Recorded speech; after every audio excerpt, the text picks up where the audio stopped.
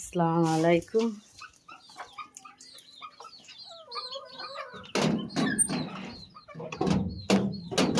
আজকের এই ভিডিও বানানোর চালু করে দিয়েছি।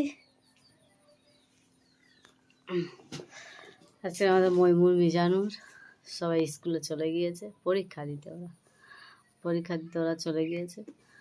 আমি আমার রোয়ানার ঘুম পড়ি দিয়ে এইখানে বলি ঘরে যাই একটু। ঘরে ভীষণ ভাড়া টাড়া সব কেচড়া আছে। যেখান থেকে দোকান করেছি ঘরটায় বলতে গেলে মোটেই থাকি না, রাতটুকু থাকি আর রান্নার টাইমে এসে রান্না করি, আদার সাথে থাকি না। আর ঘর বাড়ির পরিস্থিতি খুবই খারাপ। তোমরা এর আগের ভিডিও দেখেছো, পানি পড়েছে ওই ঘরে। আমার অনেক খাবার টাবার রয়েছে ওই ঘরে। ময়মুরের পেটি দেবো বিকালা, বাজারে পেটি দেবো, বলি পেপার কিনে আনলে করবো, উপরে দিয়ে দেবো, দিয়ে মুরগিগুলো সিঁড়ি ঘরের ওখান থেকে জাল দিয়ে দেবো, জাল দিয়ে আর ঘিরে দেবো। কেননা বহুত হয়ে যাচ্ছে, নষ্ট হয়ে যাচ্ছে জিনিসপত্রগুলো। আমি এই জিনিসগুলো করেছি না গো, আমার ঘর সংসারের জিনিসগুলো আমি অনেক কষ্ট করে করেছি। কেননা কেউ আমাদের দেওয়া নেই, আমাদের কেউ দেওয়া নেই। এই যে এইখান থেকে মুরগিটা ওঠে না গো, এই যে সিঁড়ি এইখান থেকে ওঠে, এইখান থেকে উঠে ওই পেপারে উঠবে, এখান থেকে ওই পেপারে উঠবে, পেপার থেকে গোটাটা ছড়িয়ে ছিটিয়ে সর্বনাশ করে দিচ্ছে। ওই জন্য বলি ঘিরে দেবো। এই দেখো আমি আসতেছি, আমার পিছন পিছন কেরম সব আসতে দেখো, মুরগিগুলো এই দেখো কেরম সব এসে দেখো। আমি যেটা সিঁড়িয়ে উঠতেছি ওরা উঠতেছি। কি মুরগিরা দেখো সেরকম উঠতেছে। আর এই উপরে পেপারটা ফুটো করে দিয়েছে, বলি ওখান থেকে জাল দিয়ে ঘিরে দেবো। ওখান থেকে আমি অনেক কষ্ট করে আমার সংসারের জিনিস একটা ক্ষতি হলে আমার প্রচুর কষ্ট হয়। কেননা আমার ময়মুরের আব্বারও কেউ দেয় না কোনো জিনিস, আর আমারও দেয় না। আমার আব্বা মা গরিব, যেটা সত্যি সেটা আমি বলবো না। দেখেছো মুরগিগুলো কী অবস্থা হয়েছে। আমি করবো না, গর্ব করবো না যে আমার আব্বা বড় লোক, তাই বই আমি গর্ব করবো না। কেননা আমি গরিবের বাচ্চা, গরিবের মতন কথা বলবো, কারোর মতো লম্বা চওড়া কথা বলবো না। আমার আব্বা মারা খুব গরিব। কেননা আমার আব্বা নিজের দোষে নিজে গরিব। এখন আমার আব্বা যে দফেদারি কাজ করতো, আমার আব্বার সাথে সাথে যারা করেছে তারা অনেক জায়গা জমি অনেক কিছু তারা করেছে, ঘর বাড়ি টাড়ি বিশাল করেছে। আর আমার আব্বা লোকের খেয়ে ফকির। আমার ভিডিওটা যে দেখবে আমাদের গ্রামে কেন বা বাইরে যারা আমার আব্বা চেনে তারা দেখলে ঠিক বুঝতে পারবে। আমার আব্বার এত নাম, লোকের খাওয়া হবে না, আমার আব্বা লোকের খাওয়ার তারে করবে। লোকের খাওয়া হবে না, ঘরে খাওয়া হোক না হোক আগে লোকেরটা দেখবে। আমার আব্বার জীবনে ঘরে চিন্তা করতাম। আজকের আমার আব্বা অসহায় হয়ে গেছে, এখন গরিব বলতে গেলে। আর আমার ময়মুরের আব্বার বিয়ে করে আমার বাবা মা গরিব কি আমার কোনো মনেই হয় না, আমার মনে হয় না। আর আমার আফসোসও হয় না। কেননা গর্বের কথা না, আমার ময়মুরের আব্বা এত ভালো, তুলনা করা যাবে না। কার স্বামী কেমন জানি না, কিন্তু আমার স্বামী আমার কাছে এত ভালো, আমার এত ভালো আমি বলে বোঝাতে পারবো না। যেটা চাইবো সেটা আমার ময়মুরের আব্বা আমার পূরণ করবে। হয়তো আমার স্বামী খেটে খায়, দুদিন দেরি হয়। যাদের স্বামী চাকরি করে, টাকারও বসিয়ে আছে, তারা হয়তো তাড়াতাড়ি পূরণ করতে পারে। কিন্তু আমার স্বামীর কানে শুধু একবার তুলে দিলে হয়তো দুদিন দেরি হয়, সঙ্গে সঙ্গে না পারলেও সেটা আমার পূরণ করে। আর আমার ময়মুরের আব্বারও তো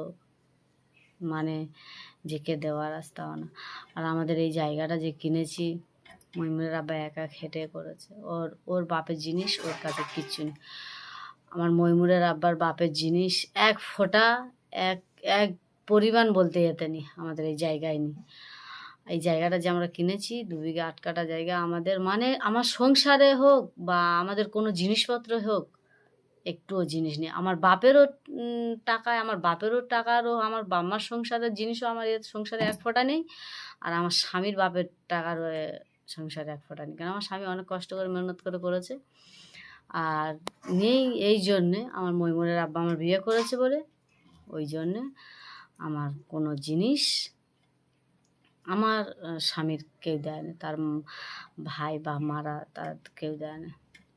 তার আত্মীয় স্বজন তার বিচার করেছে যে বিয়ে যেমন করেছো তেমন তোমার কোনো জিনিস দেয়া চলবে না, তুমি এতিম অনাথ রাস্তাঘাটে ঘুরে বেড়াবে, তুমি কিছু করতে পারবে না, তুমি ওই মেয়ের বিয়ে করেছো, তোমার কোনো জিনিস হবে না, ত্যায্যপত্র করে দিলাম, অনেক রকমের কথা। কিছু আমাদের দেন দিয়েছে, যেটা সত্যি সেটা বলবো, দুনিয়ার জমিন থেকে চলে গেলে মরে গেলে জবাব দিতে হবে। দিয়েছে 4 শতক জায়গা, তার 4 শতক জায়গা সে দিয়েছে, সে 4 শতক জায়গা বিক্রি করে সে তার হাত খরচা করে, সে তার খরচা করে শেষ করে দেয়।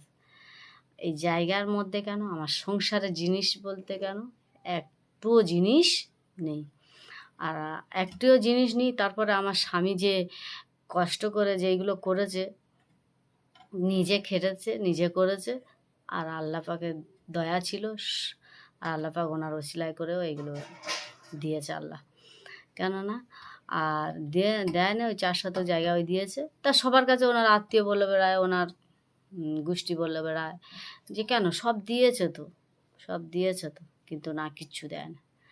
তারা যেমন বাপের ছেলে সব কিছু ভাগ পেয়েছে, এও কিছু পায় না।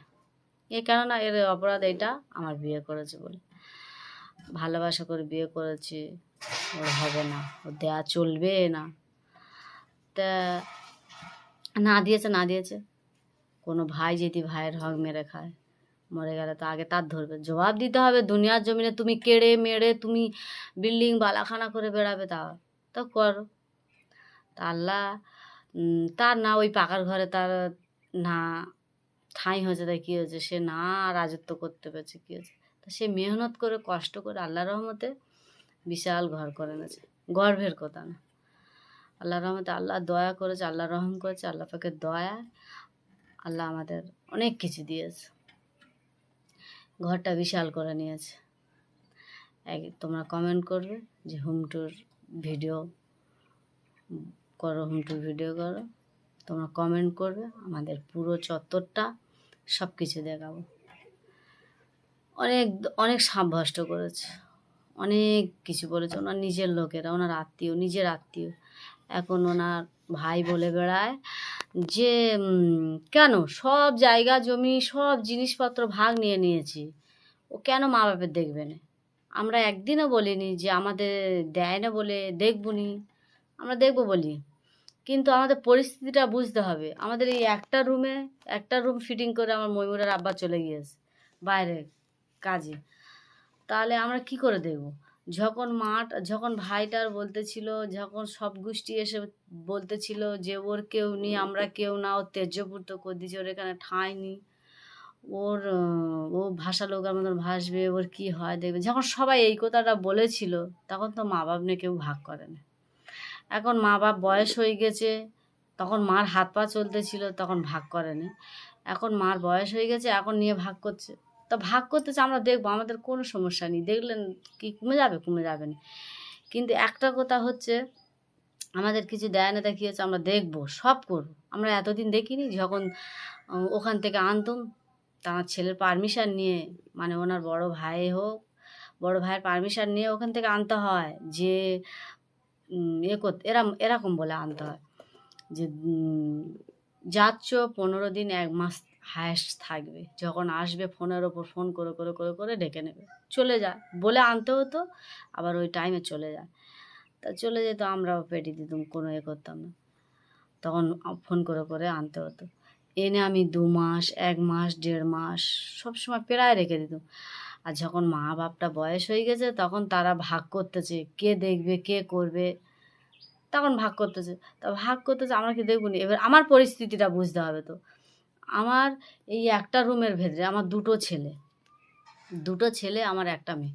তাহলে আমার বড় ছেলেটার এখন মাদ্রাসায় ভর্তি করে দিয়েছি, সে এখন আছে মাদ্রাসায় আছে, ছোটো ছেলে আর মেয়েটা নিয়ে থাকে। এই একটা রুমে আমার রান্না খাওয়া, মানে এইখানে আমার সব কিছুই।